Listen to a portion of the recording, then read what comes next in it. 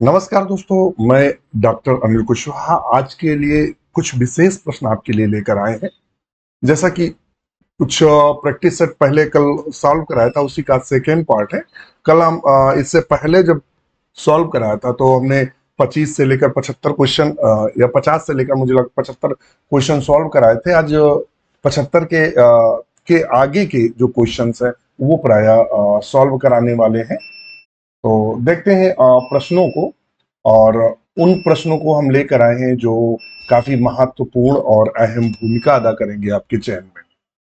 प्रश्नों की कठिनता अच्छे लेवल की लेकर चल रहे हैं और नए नए प्रश्नों का चुनाव कर रहे हैं कि जो नए प्रश्न फंसे वो भी आपके एग्जाम में क्लियर हो। वीडियो शुरू करें उससे पहले रिक्वेस्ट, चैनल को लाइक सब्सक्राइब दोस्तों के साथ शेयर जरूर करिएगा। यह वीडियो विभिन्न मंच में जैसे टेलीग्राम है, फेसबुक है और व्हाट्सएप ऐप पर जरूर शेयर कर दीजिएगा। ये हमारी रिक्वेस्ट है आपसे। तो यदि आप हमसे जुड़ना चाहते हैं तो आप हमारा ऐप है ये डॉक्टर नोट्स बायोलॉजी, इसे आप गूगल प्ले स्टोर से डाउनलोड कर सकते हैं, क्रिएट अकाउंट कर सकते हैं और हमसे जुड़ सकते हैं। और ऐप को आपको सर्च करना है डॉक्टर नोट्स बायोलॉजी के नाम से। चलिए क्वेश्चन नंबर 80 पर क्या कहता है। हाँ, एक और खुशखबरी ये है कि काफी लंबे समय से, लगभग 4 साल से 2022 से सुनने को आ रहा था एलटी की वैकेंसी अब आई अब आई अब आई। तो मैं अब बता दूं कि जैसा कि कल न्यूज से पता चला है कि निदेशालय ने जो पद भेजे थे उस पर निदेशालय और दोनों लोगों के जो कर्मचारी हैं आयोग के, वो बैठकर उसकी जितनी भी समस्याएं थी सॉल्व कर लिया है और वो सारे पद लॉक कर दिए गए हैं। अब ये वैकेंसी कभी भी आपको शासन के आदेश पर कभी भी आपको एलटी और जीआईसी के जो लेक्चरर हैं दोनों की वैकेंसियां कभी भी आपको देखने को मिल सकती हैं। तो अभी हम लोग इसकी तैयारी अपने आज से ही करना शुरू करते हैं, क्योंकि हो सकता है कि फिर हमें 5 महीने 6 महीने ऐसे समय मिले, ज्यादा समय ना मिले एग्जाम के लिए। तो शुरू करते हैं। और एलटी सॉरी टीजीटी और पीजीटी की भी एग्जाम होगा। फॉर्म पड़े तो एग्जाम तो करवाएंगे, आज नहीं तो हो सकता है महीने बर्बाद करवाएं। तो तैयारी अपनी बनाकर रखेंगे। इसीलिए मैं कहता हूं कि तैयारी को हरदम बहुत अच्छी करिए, क्योंकि सरकार इतनी उदासीन है। मैं पहले भी बता चुका हूं कि यदि आप फॉर्म डालते हैं और एक वैकेंसी को सिर्फ लापरवाही में मिस कर देते हैं, आप तैयारी नहीं करते हैं और लापरवाही यह सोचकर मिस कर देते हैं कि चलो फिर देख लेंगे फिर पढ़ लेंगे, तो आप सब जान ही रहे एक वैकेंसी के बाद जब दूसरी वैकेंसी आती है तो आज अगर आप 30 साल के हैं तो नेक्स्ट नेक्स्ट जो वैकेंसी है वो 35 साल में मिलेगी, और फिर भी लापरवाही कर दे तो जब नेक्स्ट वैकेंसी वो 40 साल में मिलेगी, तब तक आप अधेड़ उम्र के हो जाएंगे। तो हर वैकेंसी को लास्ट वैकेंसी लेकर ही मेहनत करिएगा। अब चूंकि देखिए, हम लोगों के कहने से कुछ नहीं हो सकता, वो सरकार की मंशा जब करेगी तो करेगी, नहीं वो लॉलीपॉप दे के टरकाते रहेगी तो टरकाती रहेगी। 3 बार जैसे कि डेटे उन्होंने दी है, पता नहीं कौन सी भांग खा के काम कर रहे हैं। चलिए क्वेश्चन नंबर 80 देखते हैं क्या कहता है। कहता was an international treaty agreed in September 1987 and entered into force on January 1989 in substances that deplete the ozone layer। उन्होंने कहा है कि जो ट्रीटी एग्रीमेंट हुआ था सितंबर 1987 में और एंटर्ड इनटू फोर्स जनवरी 1989 डिप्लीट ओजोन लेयर के लिए, वो कौन सा था।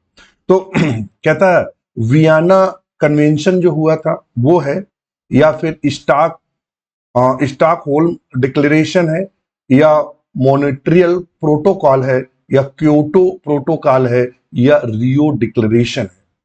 इनमें से कौन है जो ओजोन डिप्लीट ओजोन लेयर के लिए संबंधित जो ऑर्गेनाइज हुई थी, वो कौन है। तो वो है, तो पहले एक एक को देख लेते हैं। और जो वियना कन्वेंशन है इसका जो मुख्य विषय था वो था प्रोटेक्शन ऑफ ओजोन। इसका मुख्य विषय क्या था? प्रोटेक्शन ऑफ ओजोन, ये इसका मुख्य विषय था। और इसका जो फोकस था, ये क्या था? Focuses on international cooperation. International cooperation था, मतलब अंतरराष्ट्रीय संयोग था कि सब लोग करें to protect ozone, to protect ozone. यहां था कि ओजोन को हमें प्रोटेक्ट करना है।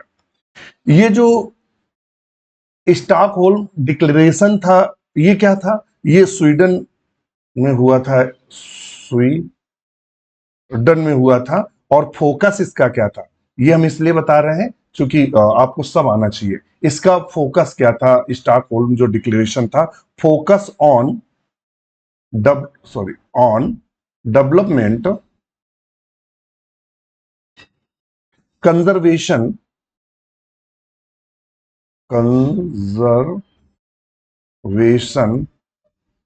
ऑन डेवलपमेंट, डाइवर्सिटी, जैव विविधता या जो विविधता पाई जा रही है उसको कंजर्वेशन करना, यानी विविधता को खत्म होने से रोकना, ये इसका मुख्य उद्देश्य था स्टॉकहोल्म डिक्लेरेशन का, जो कि स्वीडन में हुआ था। मॉनिट्रियल प्रोटोकॉल क्या है? मॉनिट्रियल जो प्रोटोकॉल था, ध्यान में रखिएगा, वो क्या था? कंजर्वेशन ऑन क्लाइमेट चेंज, नहीं ये तो क्योटो प्रोटोकॉल था। ये जो मॉनिट्रियल प्रोटोकॉल था, ये जो संबंधित था ओजोन डिप्लीट से संबंधित था, ओजोन डिप्लीट से संबंधित था, ओजोन डिप्लीट से संबंधित था। तो चूंकि पूछा क्या, तो ऑप्शन सी को हम बिल्कुल सही करेंगे। और जो क्योटो प्रोटोकॉल है, ध्यान में रखिएगा, जो क्योटो प्रोटोकॉल था वो किससे? Conservation on climate change, conservation of climate change, ये मौसम के चेंज से संबंधित था क्योटो प्रोटोकॉल। और रियो जो डिक्लेरेशन था, ध्यान में रखिएगा, और रियो जो डिक्लेरेशन था, सस्टेनेबल डेवलपमेंट था, सस्टेनेबल डेवलपमेंट था। देखिए हमने सब आपको बता दिया, एक भी नहीं छोड़ा है कौन कौन है। तो इसका सही आंसर है मॉनिट्रियल प्रोटोकॉल। क्या है? मॉनिट्रियल प्रोटोकॉल, जो ओजोन के डिप्लीटेशन से संबंधित था। तो ऑप्शन करेंगे हम कौन सा? सी। इसमें एक और हम चीज बता दें, आप हो सकता है कि थोड़ा सा कंफ्यूज हो सकता है कुछ ऑप्शन को हमने ऊपर नीचे कर रखा है, A B C D E, और जैसे हो सकता है कुछ में देखिए A B C D E है, और कुछ में हो सकता है ई बीच में आ जाए और बी बाद में आ जाए। तो ये ध्यान में रखिएगा, हमने आपको चकमा देने के लिए ऐसा कर रखा है, जिससे एग्जाम में आप सीरियसली ऑप्शन को जरूर पढ़ें। क्वेश्चन नंबर 81 कहता है, the site of photo periodic precipitation is, जो कहता है site of photo periodic precipitation. Photo periodic क्या होता है? फोटो पीरियडिज्म क्या होता है? जिसे हम प्रदीप्त कालिकता के नाम से जानते हैं। प्रदीप्त कालिकता क्या होती है? तो इसको किसने दिया था? गार्नियर ने। पीजीटी में पूछा था ये कि प्रदीप्त कालिकता से संबंधित कौन है, तो गार्नियर है। कौन है? गार्नियर। ध्यान में रखिए, क्वेश्चन पूछा था, शायद 21 में पूछा हो, या टीजीटी या पीजीटी में पूछा था। तो फोटो पीरियडिक जो प्रेसिपिटेशन है, तो कहाँ होता है? कहाँ मतलब इसका संश्लेषण बोल सकते हैं होता है, तो कहता है लीव्स में होता है, या फ्लावर में होता है, रूट हेयर्स में, रूट्स में, या फ्रूट में। तो बता दें कि जो फोटो रिसेप्टर प्रोटीन है, क्या होता है? जो फोटो रिसेप्टर, बहुत कठिन क्वेश्चन वाले हैं, रिसेप्टर जो प्रोटीन है, जिसको हम किसके नाम से जानते हैं? तो कार्ड, किसके नाम से जानते हैं? कार्ड फाइटोक्रोम, फाइटोक्रोम के नाम से जानते हैं। किसके नाम जानते हैं? फाइटोक्रोम। और ये कहां पाया जाता है? तो कहता है लोकेटेड इन लीव्स, पत्तियों में पाया जाता है। कहां पाया जाता है? जो फोटो रिसेप्टर प्रोटीन होती है, जिसे हम फाइटोक्रोम के नाम से जानते हैं। यदि आपसे क्वेश्चन पूछेगा, तो क्वेश्चन क्या पूछेगा? तो आपसे पूछेगा कि जो फोटो पीरियडिक के लिए जो हार्मोन जिम्मेदार होता है वो कौन होता है? फाइटोक्रोम होता है। कौन होता है? फाइटोक्रोम। क्या होता है? एक प्रोटीन है, फोटो रिसेप्टर प्रोटीन है। ये पाया कहां जाता है? तो ये जनरली लीव्स में या पत्तियों में पाया जाता है। तो ऑप्शन ए को बिल्कुल सही करेंगे। नेक्स्ट क्वेश्चन है, कहता है which of the following gets enhanced during stress condition. कहता है इनमें से वो कौन है जो बढ़ता है तीव्रता के साथ, या ज्यादा बनता है स्ट्रेस कंडीशन में, जब प्लांट स्ट्रेस में होता है। स्ट्रेस का मतलब क्या है? मान लेते हैं जहां प्लांट ग्रो कर रहा है वहां एकदम सूखा पड़ जाए, पानी की अत्यधिक टेम्परेचर हाई हो जाए या क्लाइमेट ऐसा चेंज हो जो उसके अकॉर्डिंग ना हो, तो कौन सा इसमें प्लांट हार्मोन ज्यादा सिक्रीट होता है और पौधे को मरने से या पौधे की विपरीत स्थितियों से रक्षा करता है, वो हार्मोन्स कौन है? तो कहता है एबीए या एबीए, आईबीए या एबीए या बीएपी या एनएए या इंडोलिस्टिक एसिड, इनमें से कौन है? तो एब्सिसिक एसिड होता है। कौन सा होता है? Abscisic acid. हमने आपको बताया है कौन सा हार्मोन होता है? एब्सिसिक एसिड होता है, जिसे हम स्ट्रेस हार्मोन के नाम से जानते हैं। किसके नाम जानते हैं? स्ट्रेस हार्मोन के नाम से जानते हैं। किसके नाम जानते हैं? स्ट्रेस हार्मोन के नाम से जानते हैं। तो एबीए यानी इंडोल ब्यूटेरिक जो एसिड है, अब वो है, सॉरी इंडोल ब्यूटेरिक नहीं बोलते हैं, एब्सिसिक एसिड बोलते हैं, वो तो इंडोल ब्यूटेरिक एसिड ऊपर है। क्या बोलते हैं? एब्सिसिक एसिड जो है, जो कि हार्मोन्स है, ये स्ट्रेस हार्मोन के नाम से जाना जाता है और पौधों की विपरीत स्थितियों से रक्षा करता है। तो ऑप्शन बी को बिल्कुल हम सही करेंगे। नेक्स्ट क्वेश्चन पर चलते हैं। नया क्वेश्चन कर रहा है 83, which one of the following terms is not related to the category of the remaining four. इनमें से चार शब्द दिए हैं और एक शब्द बिल्कुल अलग है। ये जो चार कैटेगरीज है, कहता है coupling and repulsion, crossing over, synapses, linkage. ये तीनों के तीनों एक दो तीन चार और इंडिपेंडेंट असॉर्टमेंट, इनमें से ये किससे संबंधित है? तो देखिएगा, कपलिंग एंड रिपल्सन और क्रॉसिंग ओवर, सिनेप्सिस, लिंकेज, ये सब क्रोमोसोम से संबंधित है। ये कहां होते हैं? क्रोमोसोम में होते हैं। जब हम जेनेटिक्स पढ़ते हैं, जेनेटिक्स, और जेनेटिक्स में जब चैप्टर पढ़ते हैं, वो चाहे अर्धसूत्री विभाजन हो और वो फिर चाहे क्या बोल सकते हैं, क्रॉसिंग ओवर हो, ये आप सिनेप्सिस होना, लिंकेज पढ़ते हैं, तो ये सब क्रोमोसोम संबंधित है। जबकि इंडिपेंडेंट असॉर्टमेंट जो है, इंडिपेंडेंट असॉर्टमेंट जो मेंडल ने नियम दिया था, इंडिपेंडेंट असॉर्टमेंट, तो ये किससे संबंधित है? ये पीढ़ी जैसे जो क्या क्रॉस है, क्रॉस के बाद पीढ़ी से संबंधित है कि किस प्रकार से जो एलील्स हैं वो अलग होते हैं स्वतंत्र रूप से, उससे संबंधित है। तो ये coupling and repulsion, crossing over, synapses, linkage, ये क्रोमोसोम से संबंधित है। जबकि इंडिपेंडेंट असॉर्टमेंट है, ये कैसे? क्रॉस से संबंधित है, जो क्रॉस कराया था उससे संबंधित है। तो ये बिल्कुल अलग है, डी नंबर बिल्कुल अलग है, और ये चारों सेम है। नेक्स्ट क्वेश्चन है 4 number, for which of the following is cytidine best known. बहुत अच्छा क्वेश्चन है। इसमें जो साइटिडीन है, वो इनमें जो ऑप्शन है वो साइटिडीन किससे संबंधित है? ध्यान में रखिएगा, उसने कहा है कि इसमें जो साइटिडीन है वो किससे संबंधित है। तो साइटिसिन डीन क्या है? एक्चुअली में ये न्यूक्लियोसाइड है, ऐसे आप पता लगाएंगे, न्यूक्लियोसाइड है। और न्यूक्लियोसाइड किससे बना होता है? तो आप सब जानते हैं कि शुगर प्लस जो बेस है वो कहलाता है न्यूक्लियोसाइड। क्या कहलाता है? न्यूक्लियोसाइड कहलाता है। साइटिडीन का मतलब साइटोसिन से संबंधित है कि जो साइटोसिन है वो राइबोस शुगर से मिला हुआ है, साइटिडीन। तो साइटिडीन किससे मिला हुआ है? राइबोस शुगर से। तो देख लेते हैं, cytosine combined with DNA, DNA से मिला हुआ है, साइटिसिन नहीं। किससे मिला होगा? शुगर से, तभी साइटिडीन कहलाएगा। Cytosine combined with sugar, option B को बिल्कुल हम सही करेंगे। देखिए, cytosine combined with sugar and phosphate, जब शुगर और फास्फेट होगा तो साइटोसिन, तो ये कहलाएगा न्यूक्लियोटाइड। क्या कहलाएगा? न्यूक्लियोटाइड, ना कि side. Cytosine sorry cytosine combined with phosphate, जब फास्फेट के साथ कंबाइंड होगा, नहीं, किससे कंबाइंड होगा? शुगर से।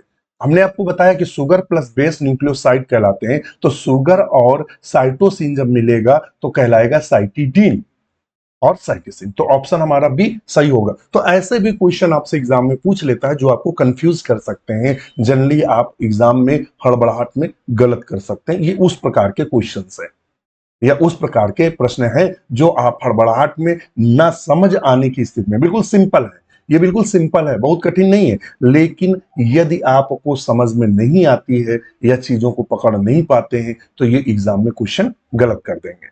इसको आप ध्यान में रखिएगा। नेक्स्ट क्वेश्चन है, ड्यूरिंग डीएनए रेप्लिकेशन, जो डीएनए का रेप्लिकेशन होता है, द्विगुणन होता है, Okazaki fragment are formed on.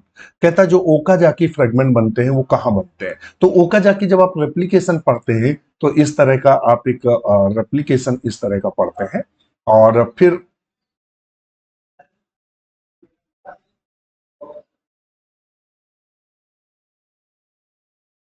चलो इसको ले लें।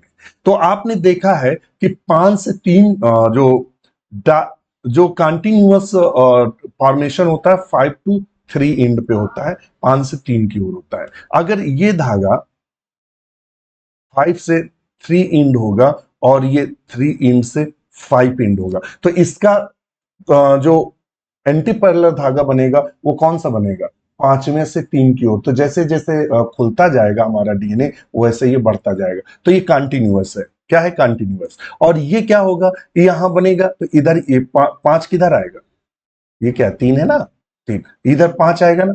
5 से बनना शुरू होगा, जितना मान लो खुला, पहले इतना बना और इतना बन गया 3, फिर बढ़ा, फिर ये इतना बन गया, फिर खुला इतना बन गया, फिर खुलेगा तो ऐसे इधर टुकड़ों में बनता है। ये जो टुकड़ों में बनता है इन्हीं खंडों को ओकाजाकी फ्रेगमेंट बोलते हैं, ओकाजाकी फ्रेगमेंट के नाम से जानते हैं।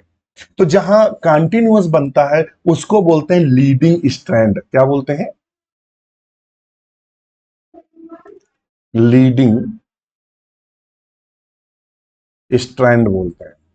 और इसको क्या बोलते हैं, लैगिंग स्ट्रैंड, लैगिंग स्ट्रैंड्स। अब देख लेते हैं क्या कहता है कि ड्यूरिंग रेप्लिकेशन, द्विगुणन के समय जो ओकाजाकी फ्रेगमेंट होते हैं फॉर्म ऑन लीडिंग स्ट्रैंड नहीं, ये क्या होता है, कंटिन्यूअस होता है, कंटिन्यूअस होता है, बिल्कुल चलता है 5 से 3 की ओर। बोथ स्ट्रैंड नहीं, अन अनओपेंड स्ट्रैंड जो खुला नहीं है उसको बोलते हैं नहीं, अनओपेंड प्रोटीन्स नहीं, लैगिंग स्ट्रैंड्स को बोलते हैं। किसको बोलते हैं, ई नंबर सही होगा, लेगिंग। अभी हमने बताया हुआ है कि जो लैगिंग स्ट्रैंड्स होता है वो खंडों में बनता है, जिसे ओकाजाकी फ्रेगमेंट के नाम से जानते हैं। तो इस हिसाब से ऑप्शन ई बिल्कुल सही होगा। तो ये हमें कहां देखने को मिलेगा, तो ये हमें मित्र देखने को मिलेगा जब आपको क्या क्या पढ़ेंगे, प्रोटीन सिंथेसिस पढ़ेंगे उस समय, या फिर रेप्लिकेशन पढ़ रहे होंगे उस समय आपको देखने को मिलेगा। तो रेप्लिकेशन में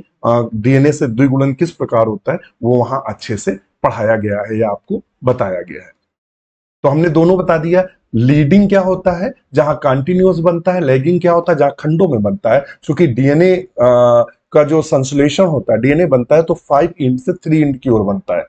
तो इसमें 3 से 5 है तो 5 से 3 की ओर बनेगा तो टुकड़ों में बनता है। ये टुकड़े बाद में लाइगेज एंजाइम के द्वारा कंटिन्यूअस हो जाते हैं। इन खंडों को हम ओकाजाकी फ्रेगमेंट के नाम से जानते हैं या लैगिंग स्ट्रैंड्स के नाम से जानते हैं। तो ये था। हाँ, यदि आप हमसे जुड़ना चाहते हैं, ये देखिए ये हमारा हेल्पलाइन नंबर है डॉक्टर नोट्स बायोलॉजी का, आप इस पर कॉल या मैसेज कर सकते हैं। बिल्कुल सिंपल भाषा में बहुत जल्दी बता दें कि हमारे जो प्रैक्टिस बैच है, और जरूर इस बैच को लीजिएगा, प्रैक्टिस बैच 699 का है। इसमें 80+ आपको प्रैक्टिस सेट अवेलेबल होंगे। इससे क्या होगा, एग्जाम में जो अक्सर आप क्वेश्चन गलत कर देते हैं और आपको आते हुए क्वेश्चन गलत होते हैं, नए नए क्वेश्चन फंस जाते हैं और आप हरदम अपनी किस्मत को दोष देके आप एग्जाम हॉल से निकलते हैं कि, और फिर आपको लगता है काश मैंने मेहनत कर लिया होता या प्रैक्टिस कर ली होती, तो ये समस्या यहाँ से सॉल्व हो जाएगी। आज ही हमारे प्रैक्टिस सेट को लीजिए। इसमें क्या होगा, जैसे आप सॉल्व करेंगे तो ये बताएगा आपने कितने क्वेश्चन सही किए, कितने गलत किए, कितने समय में किए, इसका सही आंसर क्या, आपने क्या टिक किया, आपकी रैंक क्या, सब कुछ बताएगा। आज ही जुड़िए बिना परेशानी के। और हमारा जो अन्य बैच है 1199 का एक बैच है जो विजेता बैच है, और एक बैच है 1399 का जो कि नहीं, ये जो है ये टारगेट बैच है, टारगेट, और ये हमारा विजेता बैच है। इन दोनों बैचों में आपको सारी की सारी थ्योरी क्लास और सारे के सारे एमसीक्यू क्लास, सारे के सारे ओल्ड सॉल्व्ड क्वेश्चन पेपर की क्लास और सारे के सारे मिक्स्ड एमसीक्यू क्लास, सब सारी की सारी क्लासेस आपको अवेलेबल रहेंगी वीडियो फॉर्म में, जिससे आप अच्छे से तैयारी कर सकते हैं। इसके अलावा थ्योरी क्लास के साथ साथ 1500 पीडीएफ की आपको लाइब्रेरी भी मिलेगी। आज ही जुड़िए, अभी जुड़िए। डॉक्टर नोट्स बायोलॉजी के 300 प्लस मित्र हैं जो टीजीटी पीजीटी असिस्टेंट प्रोफेसर आदि में सिलेक्ट है। अगला नंबर आपका ही होगा। अभी और इसी समय आप डॉक्टर नोट्स बायोलॉजी को डाउनलोड करके अकाउंट बनाइए। जो हमारा विजेता बैच है, जो 1399 का विजेता बैच है, इस समय लाइव सेशन में चल रहा है और जो क्लासेस हो चुकी हैं वो सारी रिकॉर्डेड फॉर्म में मिलेंगी। जो नई क्लास होती है वो आपको तुरंत की तुरंत अवेलेबल होगी। यदि आप मिस करते हैं देखने में तो आप तुरंत क्लास को स्टोर करता है, आप जब चाहें तब क्लास को देख सकते हैं। और हमने उतना ही पढ़ाया है जितना एग्जाम के लिए सफिशियंट है। हमने बहुत नहीं पढ़ाया है जिससे पता लगा कि आप अनवांटेड चीजें पढ़ जाएं और आप सिलेक्शन हो, तभी 300 प्लस मित्रों का सिलेक्शन हुआ है। आज ही हमें अभी कॉल कर सकते हैं। नेक्स्ट क्वेश्चन है 86 नंबर, कहता है RNA splicing involves joining up. कहता है कि जो आरएनए की स्प्लाइसिंग होती है, ध्यान में रखिएगा, आरएनए की जो स्प्लाइसिंग होती है, तो हम आपको बता दें कि जब एमआरएनए बनता है तो उसमें कंडीशन ये होती है, उसमें दो तरह के टुकड़े पाए जाते हैं, एक ये और एक मान लेते हैं ये, और ये टुकड़े पाए जाते हैं। तो ये जो होता है वो एक्सॉन कहलाता है। क्या कहलाता है? एक्सॉन। और ये वाला जो भाग है वो इंट्रॉन कहलाता है। क्या कहलाता है? इंट्रॉन। इंट्रॉन वाला भाग क्या होता है? नॉन कोडिंग भाग होता है। नॉन कोडिंग, जो किसी भी प्रोटीन के लिए कोडिंग नहीं करता है, ये कोडिंग भाग होता है, यानी काम का भाग होता है। अब पता लगा हमारे काम के भागों के बीच में बिना काम वाले भाग हैं, तो क्या करता है कि इनको काट दिया जाता है, एंजाइम के द्वारा काट दिया जाता है, और एक्सॉन और एक्सॉन आपस में मिक्स हो जाते हैं। मान लो ये ए है, ये बी है, तो ये ए और बी, और बीच में से इंट्रॉन निकाल दिया, इसे स्प्लाइसिंग के नाम से जानते हैं। तो RNA splicing involve joining of. क्या ज्वाइन होते हैं आपस में? तो आप बताइएगा। तो मैं बता दूं क्या ज्वाइन होते हैं? एक्सॉन। कौन निकाले कौन जाते हैं? इंट्रॉन। अभी हमने आपको बताया कि स्प्लाइसिंग क्या होती है। जब डीएनए सॉरी एमआरएनए बनता है या आरएनए बनता है, तो आरएनए बनते समय हमारे जो आरएनए बनता है उसमें दो तरह की कंडीशंस होती हैं। अगर हम एक चित्र के द्वारा समझाएं, मान लेते हैं ये एमआरएनए है और इसमें ये जीन्स है, ये जीन्स है और ये जीन्स है, ठीक है, जो हमारे काम के हैं। ये हमारा ए जीन्स है, ये हमारा बी जीन्स है, ये सी जीन्स है। एक ये वाले जीन्स है, ये और ये जो जीन्स है, ये जो कहलाते हैं, ये कहलाते हैं इंट्रॉन। इंट्रॉन हमारे किसी काम के नहीं, नॉन कोडिंग होते हैं। नॉन कोडिंग यानी इसमें कोई भी कोडिंग नहीं होती है, जो हमारे काम के नहीं है। जो हमने चमकीले कलर से बनाया हुआ ग्रीन, लाइट ग्रीन से बनाया वो, और लाइट ग्रीन। तो अब क्या करेगा? डीएनए इनको कट कर देता है, इनको कट करेगा, इसको इतना कट करेगा, इसको इतना कट करेगा, और बकाया इनको इनको जोड़ देगा। तो जोड़ के ऐसी कंडीशन बना देगा, मतलब ए जीन, बी जीन और सी जीन ये आपस में जुड़ गए, और ये है क्या? तो इनको बोलते हैं एक्सॉन। जो हमारे कोडिंग भाग होते हैं एक्सॉन, इसे स्प्लाइसिंग कहते हैं। तो कहता है डीएनए स्प्लाइसिंग इन्वॉल्व ज्वाइनिंग। कहता है स्प्लाइसिंग के बाद क्या ज्वाइन करता है? तो भैया एक्सॉन जो है वो आपस में ज्वाइन करते हैं। तो ऑप्शन हमारा डी बिल्कुल सही होगा। चलिए, फिर कहता है चिलगोजा नट। चिलगोजा नट ये कहाँ का है? चिलगोजा नट्स ऑब्टेन फ्रॉम। चिलगोजा नट क्या होता है? खाने वाला भाग होता है जो पाइनस से प्राप्त होता है। किससे प्राप्त होता है? पाइनस से। पाइनस की एक बहुत फेमस जाति है पाइनस जिरार्डियाना, दिया हुआ है। तो ऑप्शन बी सही है। पाइनस जो जिरार्डियाना है, इससे चिलगोजा प्राप्त किया था। बहुत अच्छा है। और यह क्वेश्चन पीजीटी और टीजीटी और असिस्टेंट प्रोफेसर में कम से कम 10 बार पूछा जा चुका है कि चिलगोजा, यहां नट दिया जनरली लिख देता है चिलगोजा ऑब्टेन फ्रॉम। चिलगोजा किससे प्राप्त किया जाता है? तो चिलगोजा जो है वो प्राय जो प्राप्त किया जाता है वो पाइनस जिरार्डियाना है। जब आप इकोनॉमिक इंपॉर्टेंट पढ़ेंगे, इकोनॉमिक इंपॉर्टेंट पढ़ेंगे जिम्नोस्पर्म के, जिम्नोस्पर्म के इकोनॉमिक इंपॉर्टेंट पढ़ेंगे, तब आपको ये पढ़ने को मिलेगा। नेक्स्ट क्वेश्चन है,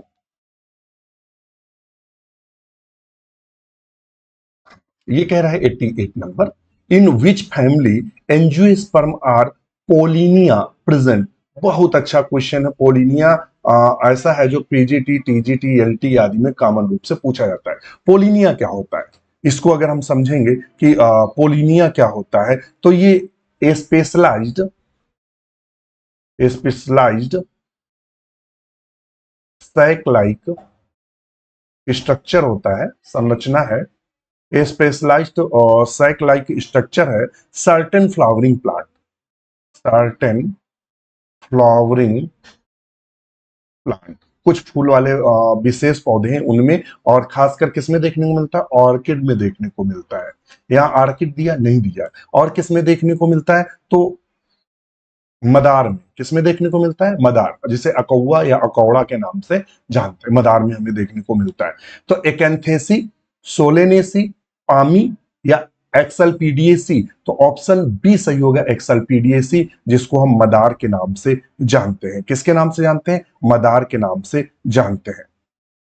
तो इसमें क्या होता है, जो पॉलिन ग्रेन्स होते हैं मिलकर एक गुच्छनुमा संरचना बनाते हैं, जिसे पोलिनियम के नाम से जानते हैं। तो एक्सल्पीडिएसी, जिसे हम मदार या अकौड़ा के नाम से जानते हैं। तो समझ में आ गया होगा, तो ऑप्शन बी हम इसका बिल्कुल सही करेंगे। क्या करेंगे, ऑप्शन बी बिल्कुल सही करेंगे।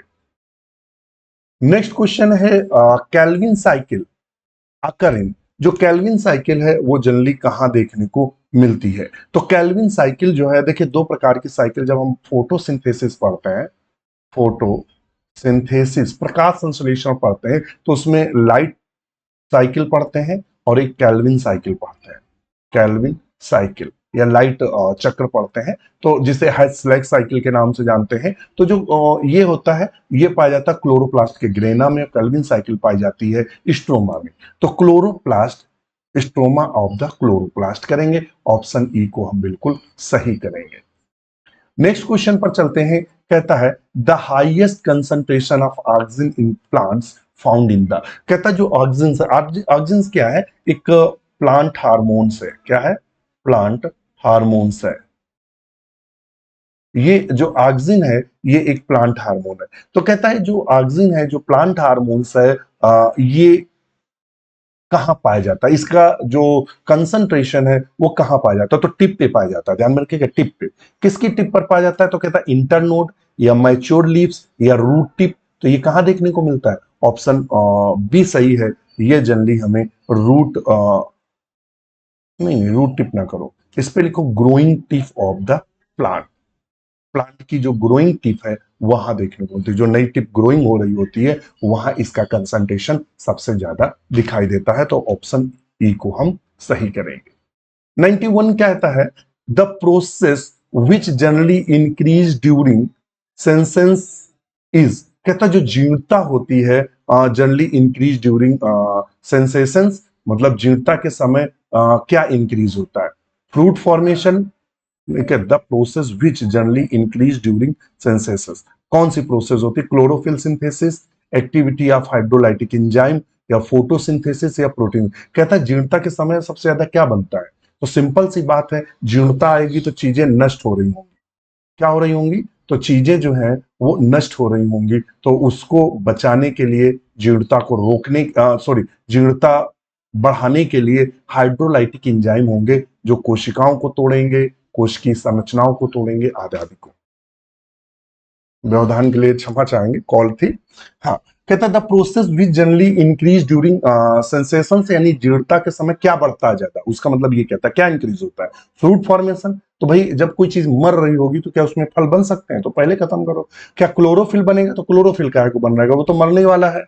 Activity of the hydrolytic enzyme, बिल्कुल हाइड्रोलाइटिक एंजाइम क्या करते हैं, कोशिकाओं को मारते हैं, नष्ट करते हैं, तो ये बढ़ना शुरू होगा। तो ऑप्शन सी को बिल्कुल सही करेंगे। क्वेश्चन नंबर 92 कह रहा है which of the following is responsible for Richmond Lang effect. Richmond जो लैंग इफेक्ट है, रिस्पॉन्सिबल इफेक्ट है, वो कहता है जिब्रेलिक एसिड के सापेक्ष था या एब्सिसिक एसिड या साइटोकाइनिन या इथाइलिन या ऑक्सिन, किसके सापेक्ष इसको दिया गया था। तो आपको बता दें ये दिया गया था किसके लिए, साइटोकाइनिन। तो फिनोमिना था, जो phenomena where in cytokinin a type of plant hormone delay the ageing process, ध्यान में रखिएगा, इसके लिए था संबंध। तो ऑप्शन सी को लगाएंगे, साइटोकाइनिन। रिचमॉन्ड जो लैंग इफेक्ट है वो किससे संबंधित है? साइटोकाइनिन हार्मोन्स की वजह से, जिसे सेल डिवीजन हार्मोन्स के भी नाम से जानते हैं। नेक्स्ट क्वेश्चन है, कहता है the area where two ecosystem overlap each other known as. कहता है दो इकोसिस्टम है, मान लेते हैं एक इकोसिस्टम ये है ए और एक इकोसिस्टम है हमारा B.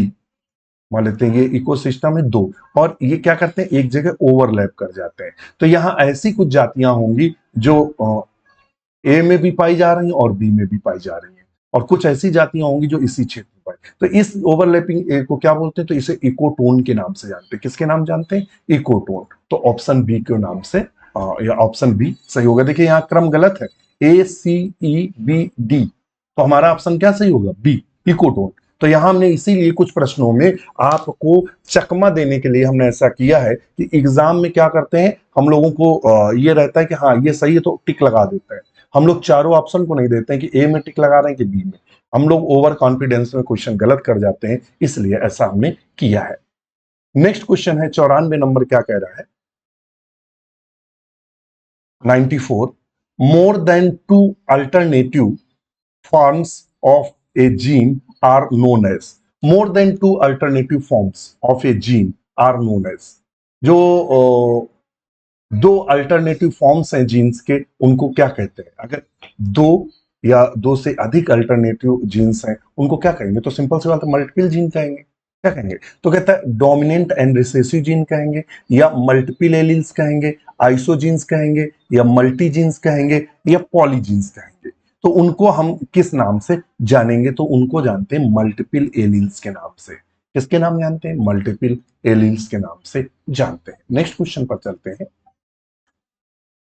The result of study one of the following was not related to that by the other for who is the odd on out। कहता है ये संबंधित है खोज से और उनके एक्सपेरिमेंट से, इनमें ऑड है। देखिएगा जेडी वाटसन और क्रिक, ये सब किससे संबंधित है? डीएनए से।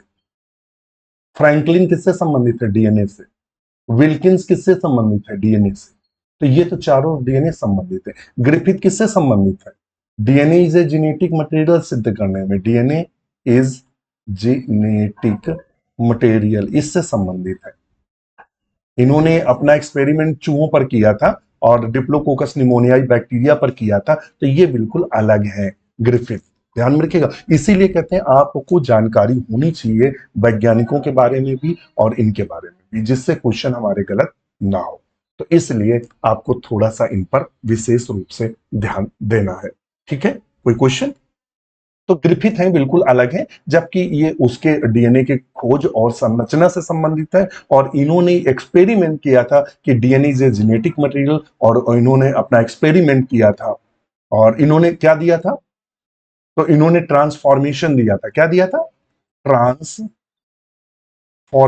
दिया था, रूपांतरण जिसे बोलते हैं। आप जब बैक्टीरिया पढ़ेंगे, देखिए इनको कहां पढ़ते हैं आप, मैं भी बता दूं, एक तो यहां पढ़ते हैं, और जब आप बैक्टीरिया पढ़ते हैं, बैक्टीरिया, तो बैक्टीरिया में जनन पढ़ते हैं, तब वहां आपने देखा होगा कंजुगेशन, कंजुगेशन और ट्रांसडक्शन, ट्रांसडक्शन और ट्रांसफॉर्मेशन, ट्रांसफॉर्मेशन।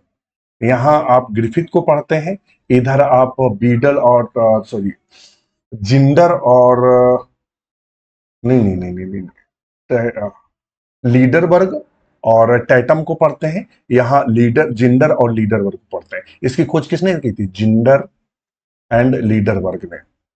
यहां किसने की थी? लीडरबर्ग, लीडरबर्ग एंड टैटम ने की थी, टैटम ने।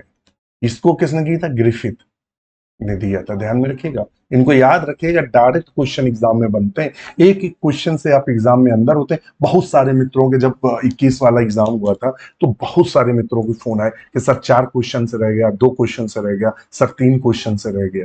सबकी बस एक ही समस्या थी, और जिनका रहता है, अगर तैयारी कर रहे हैं तो बहुत ज्यादा अंतर नहीं आता है।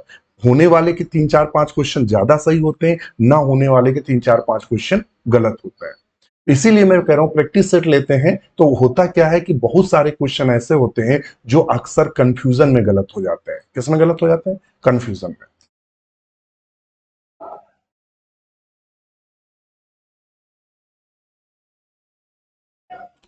इस हेल्पलाइन नंबर पर कॉल या मैसेज कर सकते हैं। कहता है 96 पे कहता है which is the main enzyme for the elongation during DNA synthesis in you coli, sorry E coli. इस सिरेचिया कोलाई में जो डीएनए के संश्लेषण से कौन सा इंजाइम संबंधित है? कहता है डीएनए पॉलीमरेज फर्स्ट। कौन सा इंजाइम इससे संबंधित है? तो कहता है डीएनए पॉलीमरेज फर्स्ट। तो डीएनए जो पॉलीमरेज होता है ये क्या करता है? रिकॉम्बिनेशन एंड रिपेयर करता है। क्या करता है? रिकॉम्बिनेशन करता है, रिकॉम्बिनेशन एंड रिपेयर करता है। रिकॉम्बिनेशन करता है और रिपेयर करता है। किसको? डीएनए को। डीएनए पॉलीमरेज जो सेकेंड होता है, ये जीन ध्यान में रखिएगा, ये जीन ए से कोडेड होता है और ये जीन बी से कोडेड होता है। और ये भी क्या करता है? रिपेयर का कार्य करता है। किसका कार्य करता है? रिपेयर का काम करता है। और जो पॉलीमरेज थर्ड है, पॉलीमरेज जो थर्ड है, replication of DNA in prokaryotes. ध्यान में रखिएगा, replication of DNA in prokaryotes. Prokaryotes में डीएनए रेप्लिकेशन संबंधित होता है, तो ऑप्शन ई सही है। और जो ये वाला फोर्थ होता है, फोर्थ क्या करता है? जो फोर्थ होता है ये इसको लिख लियो, पॉली बी जीन से कोडेड होता है। ये पॉली बी जीन से कोडेड होता है। और ये जो कोडेड होता है फोर, ये दिन बी जीन से कोडेड होता है। दिन बी जीन से कोडेड होता है। और यूकैरियोटिक, अगर आपसे यू यहां देखिए प्रो पूछा है, अगर यूकैरियोटिक में पूछ देता, क्या पूछ देता? यूकैरियोटिक में कौन सा पॉलीमरेज? तो डीएनए जो पॉलीमरेज है रेप्लिकेशन से, पॉलीमरेज जो है डीएनए रेप्लिकेशन से, वो डेल्टा है जो डीएनए रेप्लिकेशन से संबंधित है। तो ऑप्शन हम यहां, चूंकि उसने प्रोकैरियोट्स पूछा है, तो ऑप्शन ई को सही करेंगे, DNA polymerase third. Next question है the transcription initiation in E coli is not related to. जो ट्रांसक्रिप्शन होता है का शुरुआत होती है ट्रांसक्रिप्शन की ई कोलाई में, इज नॉट रिलेटेड टू, किससे संबंधित नहीं है? आरएनए पॉलीमरेज, नस ए या सिग्मा फैक्टर, टाटा बॉक्स या इनिशिएशन कोडान। तो नस ए से संबंधित है। नेक्स्ट क्वेश्चन है, बहुत अच्छा क्वेश्चन है।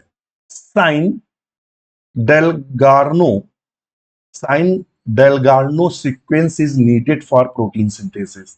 साइन जो डेलगार्नो सीक्वेंस है प्रोटीन संश्लेषण के लिए किससे संबंधित है? ब्रायोफाइट से, ह्यूमन से, ड्रोसोफिला से, टेरिडोफाइट से या बैक्टीरिया से? किससे संबंधित है? तो ये होता क्या है? डाइन गार्नो संबंधित किससे? स्पेशल राइबोसोमल, ये क्या होता है? Special,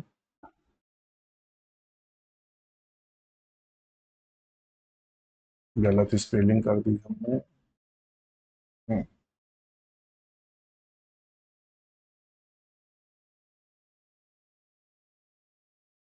special ribosomal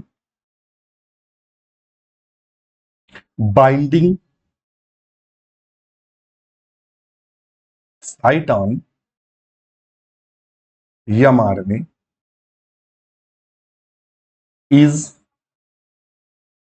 crucial for ini crucial for initiating protein synthesis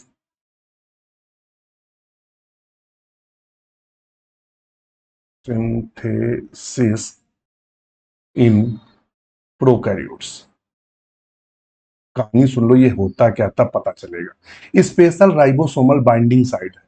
ribosomal में विशेष प्रकार का क्षेत्र है जहां mRNA जुड़ता है, और वह क्षेत्र है जहां से प्रोटीन संश्लेषण शुरू होता है। और किसमें? प्रोकैरियोट्स में। अब इसमें इतना हमें पता चल गया कि साइनो डेलगार्नो जो सीक्वेंस होता है वह राइबोसोमल में पाया जाने वाला सीक्वेंस है जो प्रोटीन प्रोकैरियोट में प्रोटीन सिंथेसिस। तो ब्रायोफाइट क्या प्रोकैरियोट्स है? नहीं, यूकैरियोट्स है। ह्यूमन कैसा? Eukaryote. Drosophila eukaryote. Pteridophyte eukaryote. Bacteria ऐसा है जो प्रोकैरियोट्स है। तो किसमें देखने को मिलेगा? बैक्टीरिया में। समझ में आ गया? तो ऑप्शन क्या सही करेंगे? डी सही करेंगे। नेक्स्ट क्वेश्चन है, फिर हमारा 99 है। पैलिंड्रोम्स आर रिकॉग्नाइज्ड बाय। पैलिंड्रोम क्या होते हैं? वो सीक्वेंस होते हैं जो लेफ्ट साइड से और राइट साइड से एक ही हो, उन्हें हम पैलिंड्रोम सीक्वेंस के नाम से जानते हैं। या मिरर हो, मतलब अगर दिखाते हैं तो शीशे का बिल्कुल सेम टू सेम दिखे। तो ये किसके लिए संबंधित? तो ये रेस्ट्रिक्शन इंडोन्यूक्लियस से संबंधित होते हैं, क्योंकि ये पैलिंड्रोम साइंस साइट से ही रेस्ट्रिक्शन इंडोन्यूक्लियस एंजाइम कट करते हैं। तो ऑप्शन ए को हम सही करेंगे। नेक्स्ट क्वेश्चन है 100 नंबर, कहता है हीट लेवल solution can be sterilise by. जो हीट लेवल जो सोल्यूशन होता है, ध्यान में रखिएगा वो क्या होता है? तो ये सेंसिटिव टू हाई टेम्परेचर। ये किसके प्रति सेंसिटिव होता है? तो ये हाई टेम्परेचर के प्रति सेंसिटिव होता है। यूजिंग मेम्ब्रेन फिल्ट्रेशन, ये किससे संबंधित है? तो यूजिंग मेम्ब्रेन फिल्ट्रेशन,